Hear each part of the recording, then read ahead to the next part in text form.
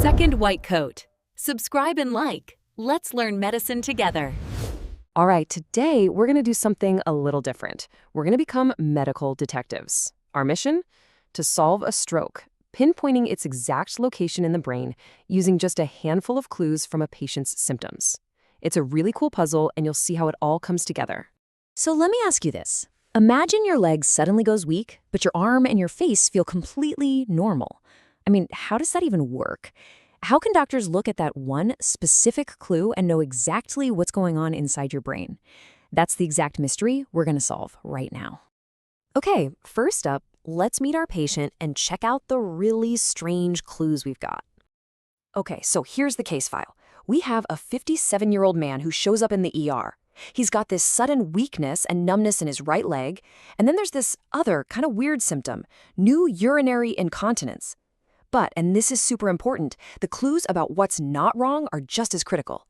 His right arm is totally fine, his face isn't drooping, and his speech is perfect. And here's a huge clue from his past medical history. He has atrial fibrillation, a heart condition that's known to create clots. You see, in neurology, the pattern is everything. So let's organize these clues. What's on the problem list? Right leg and the bladder. Got it. Now, what's totally fine? The face, the arm, and his speech. This very specific split, it's not random at all. In fact, it's our biggest clue, and it's pointing us to one very precise spot. Okay, so now that we have the pattern, let's crack this code. We're going to use it to find the exact spot on the brain's internal map. So this really brings us to the core of the investigation, right? Where in the brain could one single problem, one little spot, take out the leg, but completely leave the arm and face alone? Well, the answer is all in how the brain is organized. And the answer is right here. Check this out. This is the brain's body map. Neuroscientists call it a homunculus. It's basically a picture of which part of the brain controls which part of the body. And as you can see, it's not laid out like you'd think. This map is the absolute key to solving our case. Okay, now look really closely at this map. See that area for the leg and the foot? Notice how it's kind of draped right down the middle, deep in that groove between the two halves of the brain. Well, that very specific area, that medial surface, it gets its blood from one specific artery, the Anterior Cerebral Artery, or ACA for short. So this is why that pattern is so important. See, the most common type of stroke, the one you hear about more often, is an MCA stroke. That happens on the side of the brain, right where the map for the face and arm are. But our guy's face and arm are perfectly fine. His symptoms are only in the leg, which tells us, nope, not the MCA. It points us straight to that ACA territory, deep in the middle. We are so close. But now for the clue that really seals the deal. The smoking gun, if you will. Okay, remember the urinary incontinence? Seemed a little random, right? Well, it's not.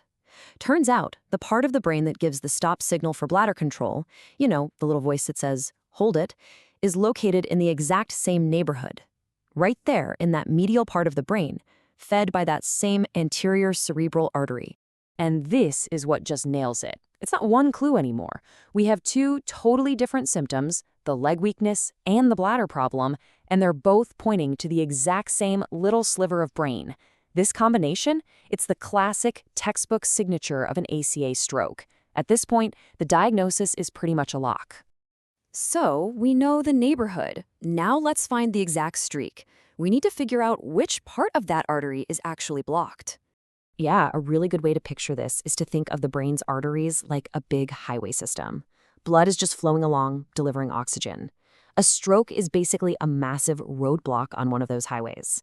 It causes a traffic jam, and everything downstream starts getting starved of oxygen. Now, this highway system has this really important little intersection. It's called the anterior communicating artery, or ACOM. Think of it like a little bridge connecting the left and right ACA highways. Now, if a roadblock happens before this bridge, blood can actually sneak over from the other side and take a detour to help out. But if the clot gets stuck after that ACOM exit, there's no detour. It's a dead end, and that brain tissue is in big trouble. So think about our patient. His symptoms are so specific and so severe. What does that tell us? It tells us the roadblock has to be after that ACOM backup route. The damage is just too clean, too complete. No other blood flow is able to get in there and help. We've literally just narrowed the problem down to a specific branch of that one artery. All right, it's time to put it all together. Let's lay out all the evidence and officially close this case. So, we have our final pieces of the puzzle. That history of atrial fibrillation, that tells us why it happened. A clot probably formed in his heart, broke off, and traveled right up to his brain. And then there's a finding from the physical exam called the Babinski sign, where the big toe goes up instead of down. It's a classic sign that confirms the damage is to the brain's main motor pathways. The entire story just clicks into place. So, after all that detective work, what's the big takeaway? It really boils down to this super useful mental shortcut that neurologists use. You see leg weakness plus bladder issues? Immediately, you think ACA. You see face and arm weakness, maybe with some speech trouble? You think MCA. And if it's vision problems, that's usually the PCA, the posterior cerebral artery. It's just a really powerful way to read the clues. And that really brings us to the final thought here. We just solved a pretty complex case, all by understanding the brain's hidden map. It really makes you wonder, doesn't it? What other weird combinations of symptoms that seem totally random are actually just secret clues waiting for someone to decipher the map and solve the next medical mystery?